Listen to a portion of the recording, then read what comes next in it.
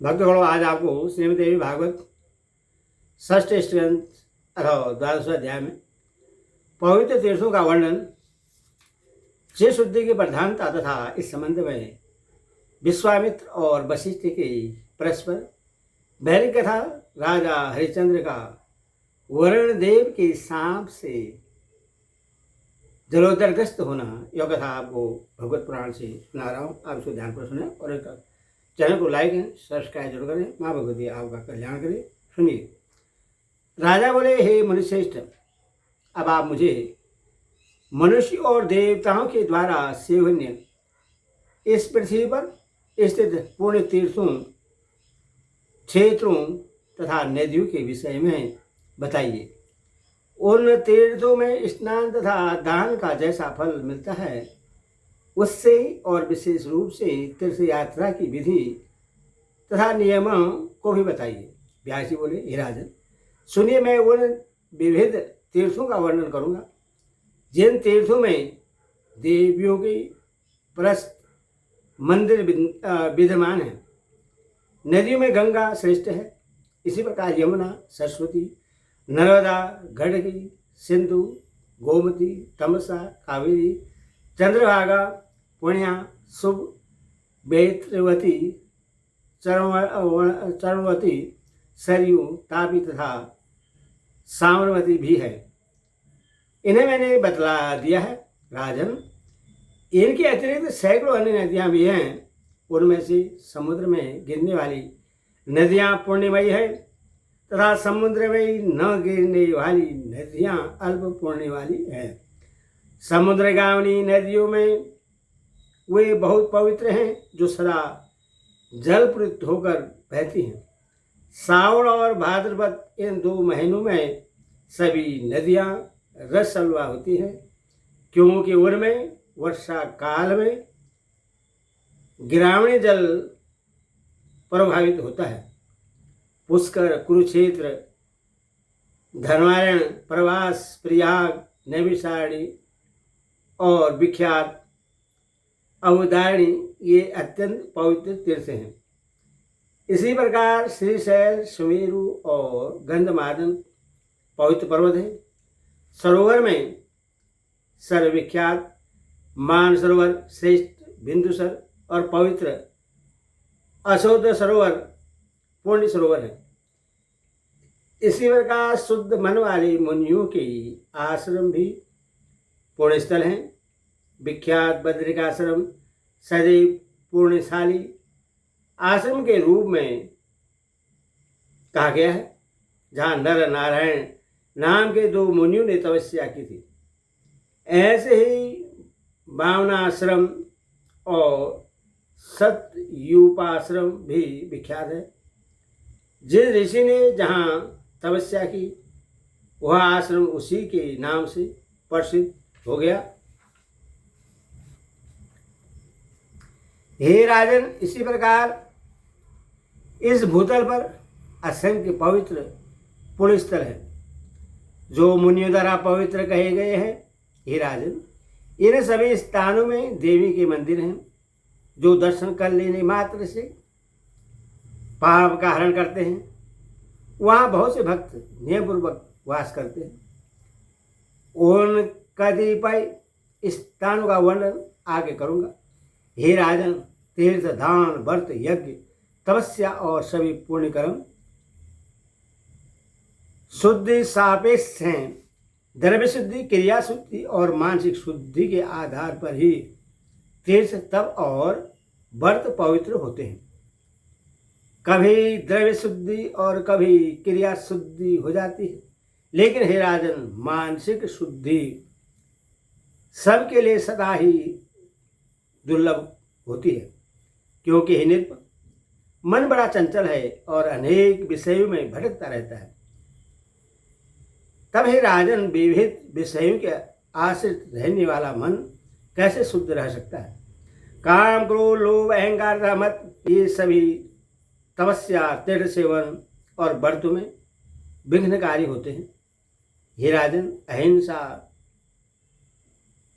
सत्य, असत्य, शौच, इंद्र निग्रह और अपने धर्म का पालन समस्त तीर्थों का फल प्रदान करते हैं।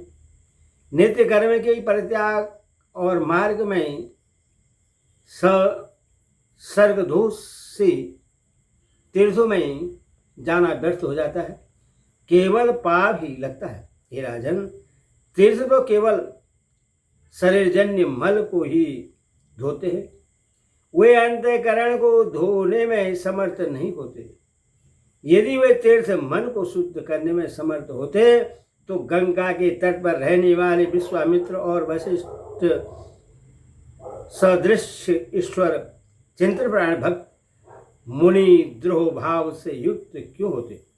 इसी प्रकार तीर्थ में रहने वाले लोग भी सदैव राग द्वेष परायण तथा काम क्रोध से व्याकुल रहते हैं। अथवा चित्त शुद्धि रूपी तीर्थ गंगा आदि तीर्थों में भी अधिक पवित्र है। हे राजन, यदि देव योग से ज्ञानिष्ठ पुरुष का सत्संग प्राप्त हो जाए तो वह आंतरिक मैल को धो देता है। हे राजन, वेद शास्त्र व्रत तप यज्ञ तथा दान ये चित्त की शुद्धि के कारण नहीं है। वर्मा जी के पुत्र वशिष्ठ वेद विद्या में पारंगत ये और गंगा जी के तट पर रहते थे, फिर भी वे राग द्वेष से युक्त हो गए। विश्वामित्र और वशिष्ठ के मध्य देवताओं को भी विस्मय में डाल देने वाला आदिवक नामक महायुद्ध हुआ, जो द्वेष के कारण व्यर्थ ही हुआ था। उस युद्ध में परम तपस्वी विश्वामित्र बक हुए थे। उन्हें वशिष्ठ ने हरिश्चंद्र के कारण शाप दे दिया था। विश्वामित्र ने भी वशिष्ठ को शाप देकर आदि पक्षी की देह वाले बना दिया। इस प्रकार निर्मल कांति वाले हुए दोनों मुनि सांप के कारण आड़ी और बक पक्षी के रूप में हो गए। वे मानसरोवर के तट पर रहने लगे और वहां नखों और चोंच के प्रहार से भयंकर युद्ध करते रहे। वे दोनों ऋषि मंदोमद सिंहों के समान रोषयुक्त होकर 10,000 वर्षों तक आपस में युद्ध करते रहे। राजा बोले, श्रेष्ठ तपस्वी और धर्मपरायण वे दोनों मुनिश्रेष्ठ किस कारण परस्पर बैरपरायण हुए? उन दोनों बुद्धिमान ऋषियों ने किस कारण से एक दूसरे को शाप दिया, जो मनुष्य के लिए कष्टकारक और दुखदायक सिद्ध हुआ? व्यास जी बोले, पूर्व काल में सूर्यवंश में त्रिशुंक के पुत्र हरिश्चंद्र नामक एक श्रेष्ठ राजा हुए, जो रामचंद्र के पूर्वज थे।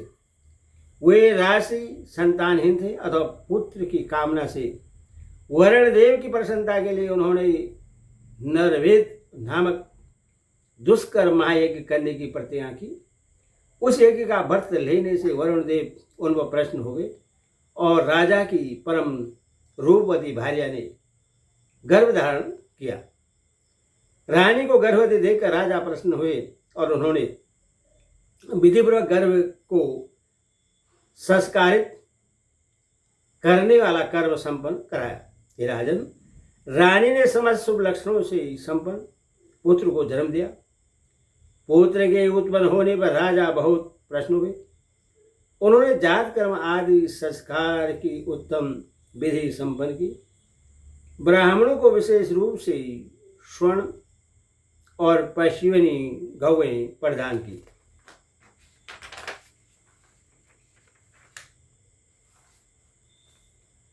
हे महाराज, जब घर में जन्मोत्सव धूमधाम से मनाया जा रहा था, उसी समय ब्राह्मण का वेश धारण करके वरुण देव आए।